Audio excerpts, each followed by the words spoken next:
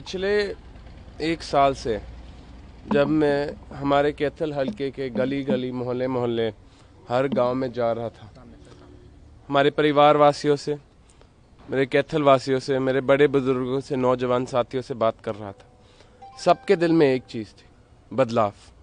वो पिछले 10 साल इस भाजपा सरकार के, इस भ्रष्ट सरकार के, इस नफरत वाली सरकार से तंग आ गए थे और बदलाव चाहते थे। और मैं जानता हूँ कांग्रेस पार्टी वो बदलाव, वो न्याय देगी।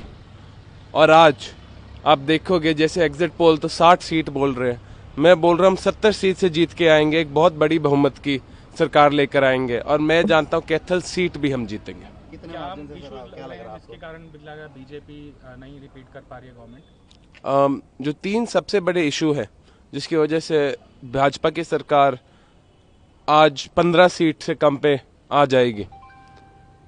सबसे पहली बेरोजगारी। हरियाणा 3% बेरोजगारी पे होता था कांग्रेस सरकार के समय 2014 में जब हम छोड़ के गए थे सरकार। आज 40% से ज्यादा है। मेरे जवान साथी देश छोड़ के जा रहे हैं, वो बोल रहे हैं हमारा कोई भविष्य ही नहीं रहता। डंकी से जा रहे हैं, स्टूडेंट वीजा से जा रहे हैं, 50-50 लाख दे के जा रहे हैं, अपने पुश्तैनी जमीन बेच के जा रहे हैं। हमारे गांव खाली हो जाएंगे, हमारे शहर खाली हो जाएंगे। दूसरी चीज विकास। इस भ्रष्ट भाजपा सरकार ने हमारे शहर में, हमारे हलके में, हमारे पूरे हरियाणा में कोई नए बड़े डेवलपमेंटल प्रोजेक्ट नहीं लेके आए हैं। जो पुराने प्रोजेक्ट कांग्रेस पार्टी ने प्लान किए थे वो ही खत्म किए, उसके सिवा और कुछ नया नहीं लेके आया है। ये जो पुरानी चीजें हमने बनाई भी थी उनकी मेंटेनेंस भी नहीं कर पाया है ये। इसलिए कोई नया इन्वेस्टमेंट नहीं आया है, कोई नया बड़ा प्रोजेक्ट नहीं आया कि लोग सोचते चलो आओ हरियाणा आते हैं, देखो क्या क्या नई चीजें आ रही। और तीसरी, मैं 3 चीजें बोली थी, और तीसरी विकास और बेरोजगारी के बाद है ये भ्रष्टाचार और नफरत। इस भाजपा सरकार ने, जैसे ने कर्नाटका में किया था, एक 40% कमीशन सरकार चलाई हुई। कोई भी काम आपको करना होता है आपको 40 से 50% तो बस रिश्वत देनी पड़ती, और उसके बाद भी, इतनी रिश्वत खाने के बाद भी कभी कभार ये काम नहीं करते। और इतना गुंडा राज फैल गया कि आपको फरौती के फोन आते हैं, दिन दिहाड़ी चोरी आती है। तो सरकार का पॉइंट क्या है? अगर वो अपने सारे साधारण जो सारे के सारे सिटीजन्स हैं उनका ध्यान भी नहीं रख सकती, बस उनका बटवा खाली करने में लगी हुई है। बीजेपी की कितनी सीट आप लग रही है आपको? जैसे मैंने बोला, लगभग मेरे हिसाब से 15 सीट आएगी उनके, हो सकता है उससे भी कम आए, क्योंकि इस भाजपा सरकार ने पिछले 10 साल में कोई काम तो किया नहीं। लोग उन्हें वोट देना भी नहीं चाहते। हमने 2019 में भी देखा था कैसे उनकी सीटें कम हुई। इस बार तो किसान आंदोलन के बाद और इतनी ज्यादा बेरोजगारी के बाद, इतना ज्यादा भ्रष्टाचार के बाद कोई भी वोट देना नहीं चाहता। मैं जानता हूँ 15 सीट से कम आएगी। आदित्य जी, कांग्रेस में ठीक है, कांग्रेस की सीटें आ रही है, ऐसा एग्जिट पोल बता रहा है, आज तो काउंटिंग डेट है, सब सामने होगा, लेकिन सीएम फेस को लेकर के अभी भी यहाँ पे खलबली मची हुई है। हर एक बहुत दावेदार है यहाँ पे सीएम फेस। ये अच्छी बात होती है, मुझे समझ नहीं आता। तो बीजेपी नैरेटिव है ये बुरी बात। हमारी पूरी पार्टी जुड़ी हुई है, एक साथ काम करी। 8 तारीख तक हम सब ने एक साथ काम किया।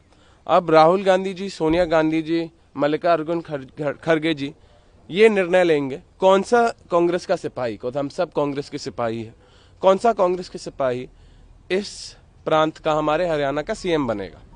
ये अच्छी बात है कि हमारे उनको निर्णय लेना पड़ रहा है। ये देखो 3-4 अलग अलग बड़े बड़े लीडर हैं। बीजेपी में तो कोई बड़े लीडर है ही नहीं, सिर्फ मोदी जी और शाह जी है।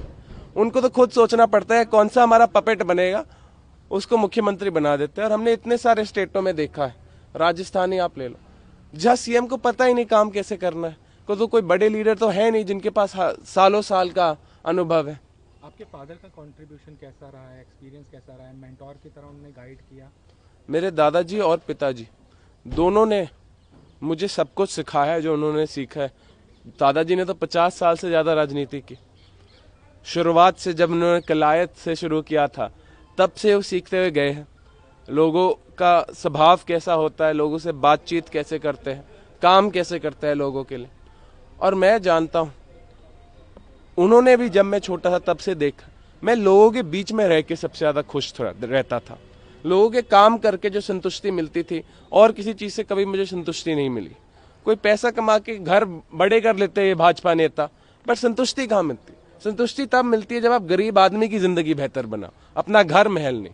तो मैं खुद बोलता हूँ, मुझे कैथल महल बनाकर दिखाना है, अपने पूरा हरियाणा महल बनाकर दिखाना है, और तब मैं संतुष्ट होऊंगा। रेखा जी, लास्ट सवाल, पिछली बार जो मार्जिन था 1243 वोट, इस बार ये है कि क्या आदित्य अपने पिता की हार और एक नई कवायद शुरू करेंगे? मार्जिन कितना आएगा वो लोगों पे है, लेकिन मैं बड़ी खुशी से आपको बोल सकता हूं, सिर्फ एग्जिट पोलिंग के हिसाब से नहीं, अगर आप पोलिंग डे भी कहीं भी जाते, किसी भी बूथ पे जाते, आपको दिखता तो भाजपा वाले बूथ खाली पड़े हैं, और किसी पार्टी के तो बूथ दिखे ही नहीं हमें। जो भाजपा वाले थोड़े से हमारे कार्यकर्ता थे वो भी आके हमारे ही बूथ पे बैठ गए थे, वो बोल रहे थे यहाँ फायदा ही नहीं है भाजपा के बूथ पे बैठने का। मैं जानता हूँ एक ऐतिहासिक जीत लेके आने वाले हम कैथल में, क्योंकि कैथल वाले साथी सुरजेवाला परिवार रणदीप जी को बोलते हैं कि सिर्फ यही एक व्यक्ति है, ये और इनके पिताजी शमशेर सिंह सुरजेवाला जी, जिन्होंने कैथल का विकास किया, कैथल का नाम रोशन किया और कैथल को एक शाइनिंग स्टार बनाकर दिखाया। रणदीप जी भी एक कंटेंडर हो सकते हैं, चाहेंगे पिता सीएम बने? बहुत सारे लीडर हैं हरियाणा कांग्रेस पार्टी में जो सीएम के कंटेंडर हो सकते हैं, लेकिन जो निर्णय लेंगे वो पार्टी हाईकमान लेगी, जो मल्लिकार्जुन खड़गे जी, राहुल गांधी जी, सोनिया गांधी जी लेंगे। और हम सब जानते हैं, हम सब कांग्रेस के सिपाही हैं, हम सब जानते हैं जो भी निर्णय वो लेंगे वो सही निर्णय होएगा, और सारे लीडर और मैं भी खुद उस सीएम की मदद करेंगे, उस व्यक्ति की मदद करेंगे, हमारा पूरा हरियाणा का विकास करने के लिए, हरियाणा की तरक्की करने के लिए। युवा के नाते इस इलेक्शन में आपको कोई चुनौतियां क्या रहेंगी इस बार? सबसे बड़ी चुनौती इस चुनाव में तो हमेशा यही होती है कि आप हर घर तक पहुंच पाए, लेकिन इस बार वो चुनौती इतनी बड़ी थी नहीं, मैं आपको बताऊंगा, क्योंकि काफी बार लोग खुद आ रहे थे उन गलियों से, उन गलियों से, उन गांवों से, उन मोहल्लों से जहां काफी बार हमें प्रोग्राम करने में भी दिक्कत होती थी। चलो 200 लोगों का प्रोग्राम हो जाता था, 500 का नहीं होता था, आज वहां हजार लोगों के प्रोग्राम हो रहे थे, पूरी गली, औरतें इतनी सारी आ रही थी, औरतों तक। सबसे बड़ी दिक्कत तो यही है, औरतों तक पहुंचने में हमेशा दिक्कत होती, किसी भी राजनीतिक आदमी को होती।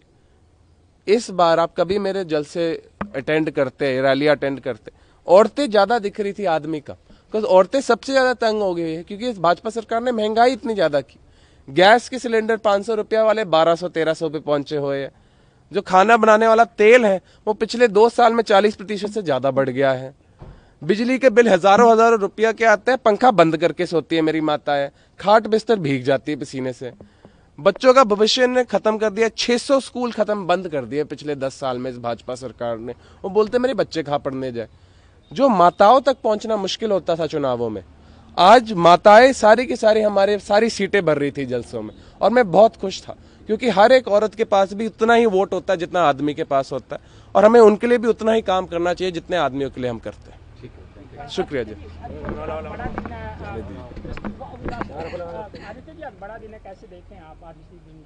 आज अभी जैसे मैं आप सबसे फ्री होऊंगा, सबसे पहले मैं मंदिर जा रहा हूँ, 11 रुद्री मंदिर जो है हमारा कैथल में, वहाँ माथा टेक के आऊँगा। उसके बाद मैं आपको RKSD में मिलूंगा जहाँ हमारी काउंटिंग चल रही है। अभी मेरे चाचा जी सुदीप जी गए हुए हैं, उसके बाद मैं भी जाऊँगा, क्योंकि मैं जानता हूँ जो हमारे साथी का सारे काउंटिंग एजेंट अंदर बैठे हुए हैं, अच्छा भी लगता है जब उन्हें कैंडिडेट खुद आता। शुक्रिया जी। हाँ जी, क्योंकि वो अभी राज्यसभा सांसद है, उन्हें अंदर जाना अलाउड नहीं है इलेक्शन कमीशन के नॉर्म्स के हिसाब से, तो सिर्फ मैं जा सकता हूँ या मेरे चाचा जो इलेक्शन एजेंट है मेरे, वो जा सकते हैं। हाँ जी, वर्कर्स के साथ मैं, जो सारे के सारे हमारे कैथल वासी है, उनको इन्वाइट भी करता हूँ। हमने एक स्क्रीन लगाई हुई है किसान भवन पे, जहाँ लाइव काउंट चलेगा हर बैलेट के बाद, सॉरी हर राउंड के बाद। तो अगर आपको आना है, देखना है, चाय पानी की भी व्यवस्था होगी, प्लीज आइए। हमारे सारे कार्यकर्ता, हमारे सारे सपोर्टर, मेरे परिवार वासियों के साथ हमारा लाइव काउंट देखिए, और देखिए हम कितने ज्यादा मार्जिन से जीत के दिखाते हैं कैथल की सीट। देश दुनिया की हर खबर सबसे पहले देखने के लिए फॉलो करें Dainik Savera TV, YouTube, Facebook, Instagram, X और व्हाट्सएप चैनल पर।